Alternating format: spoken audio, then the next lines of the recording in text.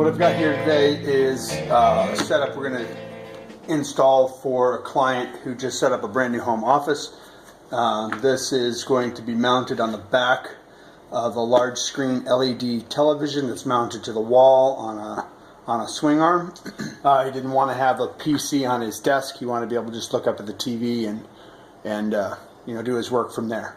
So what we have here is we've got a Intel NUC or NUC, I don't know how they pronounce that, but it's a mini PC. This is going to be the brains of the thing. This particular one, I believe, if I remember correctly, is an i5. I'll rip it open. Yeah, this is a 7th generation i5. Well, here we go. There's the specs on this particular one. This was picked up on Amazon for about $650. Not cheap, but pretty good hardware spec on there. So this will be mounted actually to the back of the TV with black adhesive, this Velcro tape. So we got a box of Velcro tape for him. There's only one Ethernet port in the wall. You can set all this stuff on Wi-Fi, but I really just don't trust Wi-Fi overall. I'd much rather have things plugged in with copper. So we're going to mount a 5-port TP-Link switch to the back of the television, and we're also going to mount an outlet to the back of the television as well, so that he doesn't have the extra cable, multiple cables running. There's only two power outlets on the wall, and one Ethernet port. And then I've got some extra shorty Ethernet cables, little 3-footers that we can. So we'll start with the boring stuff. This is just basic 2-inch wide Velcro tape, sticky tape. So we'll stick a couple of pieces of this to the back of the PC and stick the other side to the TV, hang everything back there. That'll hold it nice without making too much of a mess. Again, all this stuff got ordered off of Amazon. The client ordered it all and shipped it out to our location where we're going to pre-configure it. This is a nice, I went online and showed them what specifically to order, so they didn't just randomly get the stuff. I made sure they got what I thought was going to be the best deal on here. This little 4-port multi-port, it's not a surge protector, it's just a power strip essentially, but it's got these USB ports in the back, so if he's got any Chrome devices or anything we're going to hook on there in the future, we've got power ports to connect those up. Any your Amazon Fire, I don't know if Amazon Fire would need that or not, but I know the Chromes do have the Chromecasts do have a USB power plug that needs to get plugged in. So that might be kind of a cool thing. 4 plugs, we've got PC, we've got the switch, and we've got the television set. So we'll be covered on our plugs, and then this will just run back to the wall. TP-Link is just a brand I've used quite a bit, really. They're kind of cheap, but they're fairly well built. I haven't had any, knock on wood or plastic so far, I haven't had any real problems with TP-Link switches. Generally, most customers, they're small, unmanaged networks, so we're not worried about VPNs or any of that stuff. I like the fact that these TP-Links, at least the ones I buy, they might make plastic cases, but I like metal cases on these things. It's just a better feel. Plastic is fine, but I'd rather have a nice metal case on the equipment.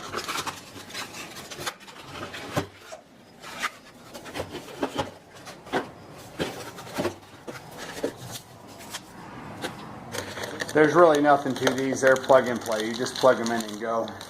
But like I mentioned, the TP-Links I've had experience with, I mean, they're a decent metal case unit. They've got hangers on the back. In this case, we'll Velcro it, but I've set these up in network closets underneath desks where you need another couple of ports, and you're not worried about manageability of the switch. You just pop them up on the wall. It's really easy, and they stay. They're not cheapy plastic crap that cracks or somebody bumps it, it breaks off the wall.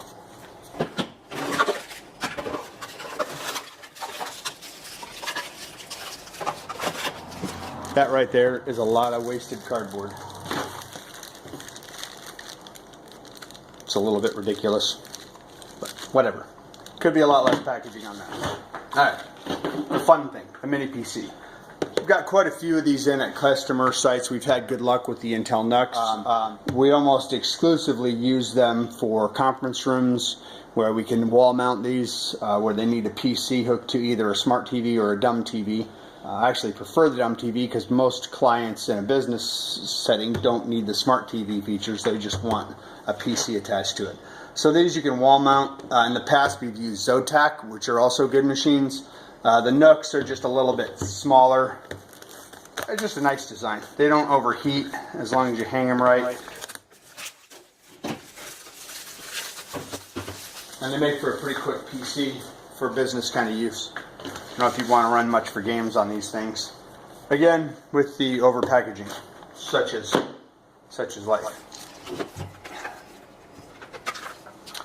These come with the standard complement of useless documentation that I just have gotten to the point where I never read it anymore. So if you didn't catch the list of components on this little guy, this is an i5 in this particular one. Obviously you can get the i5 or the i3 in these as well. This particular one's will be running in Windows 10 Home, which is fine for this application. I prefer Pro when I can get my hands on it, especially in a business. But since this is a home office situation, that's going to be great. 8 gigs of RAM came on this one, a 256 gig solid state drive. It's got Thunderbolt, it's got dual band wireless, which I will actually disable in here. We'll probably leave the Bluetooth up and running. And then it's got gigabit LAN, which is what we're going to use to connect it to the network. They come with a micro SD slot as well, but in this application it's not going to be used. That was not a directive to get that going. HDMI video on them. They do 4K video. It's a good machine for exactly this application where it's going to be used on a large screen television as a giant monitor. As you can see, let me grab something relative size. House always works. So as you can see, relatively small system. Real small, compact, fits on the wall, fits behind a TV, very much out of the way. They're nice little boxes. They're labeled. Obviously they've got the front. When you wall mount them, there's a label on the mounting plate that tells you which direction to mount up so that it cools correctly while it's mounted on a vertical surface, and that does matter. They come with these little mounting screws that have a shoulder on them, so everything fits nice. And a couple extra screws and nuts and bolts in there.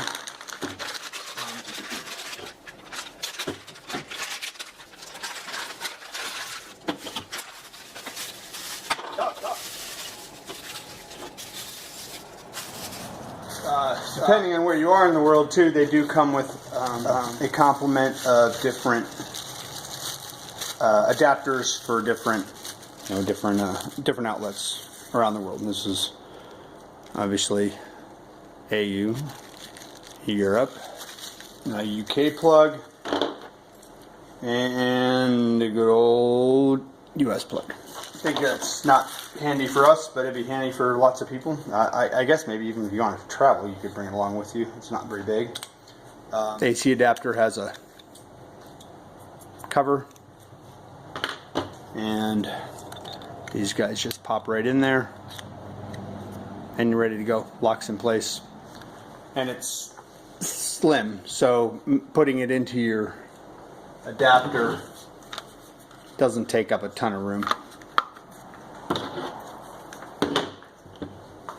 And the ever so useful i5 processor sticker to let your friends and family know you run i5. I'm going to fire this up and go through the boot process, but there really isn't a lot to it. And this particular client's got an Office 365 license, so there'll be some stuff while I'm setting up that I don't want to put out on YouTube. But just real quick, HDMI on this guy. In here, these are your cooling vents. You don't want to block this stuff. You need to make sure that thing can breathe. Gigabit LAN on here. You got USB ports. This is your Thunderbolt or your USB-C port. On the front of the machine, you got your power, you got audio out there, and then you've got your other USB 2 and 3 ports in the front. And on the side here, we've got our SD card. Again, when you mount this, pay attention to, if you're using it, pay attention to what it says on the mounting hardware. If you're mounting it, make sure you mount it up. It does matter in the cooling process which direction it's sitting. And I've also got the little security lock on these. I've honestly never used one of those in 20 years now or whatever of dealing with PCs. So that's kind of the beast. Nice little machines. Like I said, I've got them in quite a few conference rooms, quite a few areas where we've got public machines where they have to have full-blown PC access on there. And these do the trick, and they seem to last a long time. Knock on wood, we haven't had any failures yet. Thanks for watching. Please subscribe below.